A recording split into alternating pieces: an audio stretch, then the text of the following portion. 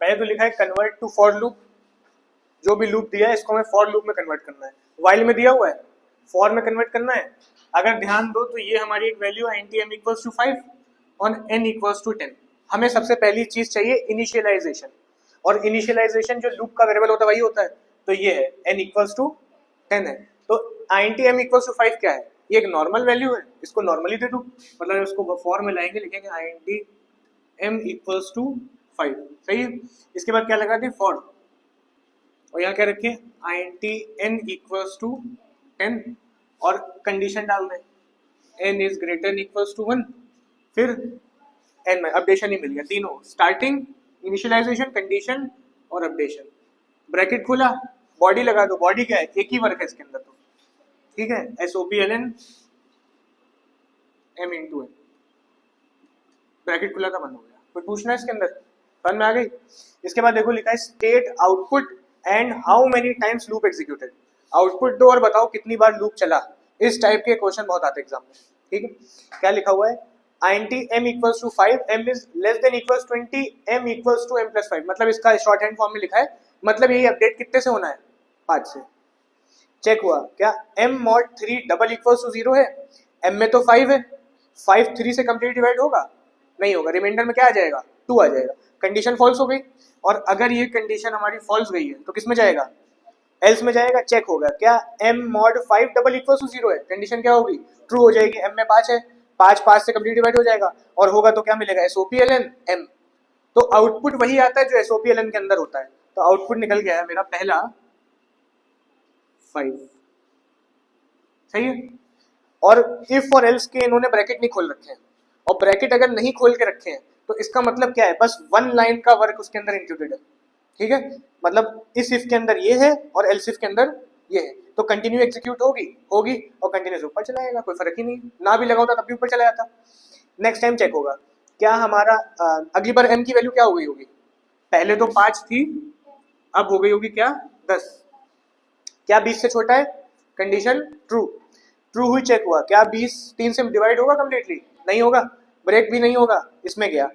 है ना। क्या 10 5 से डिवाइड होगा, हो जाएगा, और प्रिंट क्या हो जाएगा m, मतलब कि 10। कुछ पूछना है, समझ में आ रहा है यहाँ तक। इसके आगे कंटिन्यू वापस ऊपर चला गया। नेक्स्ट टाइम m की वैल्यू क्या हो गई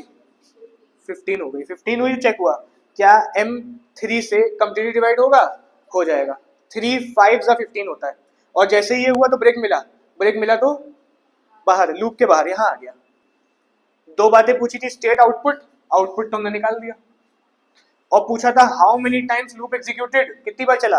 1 2 3, सही है। तो आंसर ये हो गया, और number of times loop executed is 3। देख लो how many times loop executed बताना है।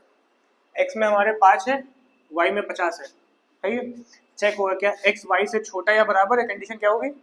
ट्रू हो जाएगी,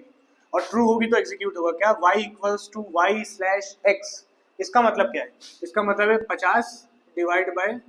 5 कितना आएगा 10, बचा क्या 0, सही है। लूप कितनी बार चला, पहली बार चल गया, 1 टर्न हो गया। प्रिंट क्या हुआ SOPLN y प्रिंट हो गया, मतलब क्या प्रिंट हो गया, सही, y में 10 है, देखो y equals to y slash x लिखा हुआ है, y में 10 है, क्या प्रिंट हुआ y प्रिंट हो गया, एक बार चल गया, वापस टर्न मार के ऊपर गया, है ना। y के अंदर वैल्यू जो हो गई है वो 10 हो गई है, और x के अंदर क्या है, x के अंदर 5 ही है, समझ में आ रहा है कुछ।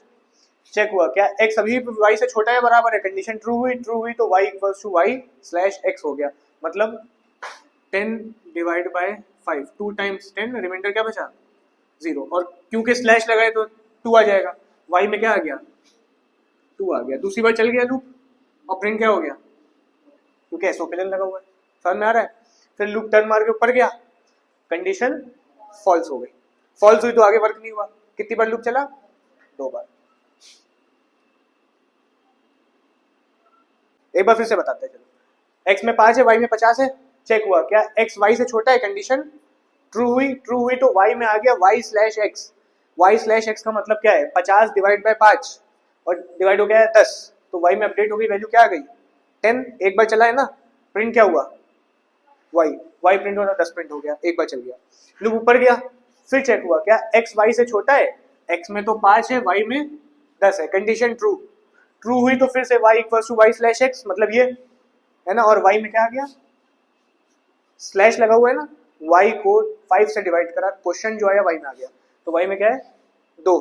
और दूसरी बार ये लूप हमारा चला है और प्रिंट भी क्या हुआ y 2 प्रिंट हो गया। समझ में आ रहा है? लूप टर्न मार के ऊपर गया, चेक हुआ क्या x y से छोटा है, x में तो 5 है, y में 2 है, कंडीशन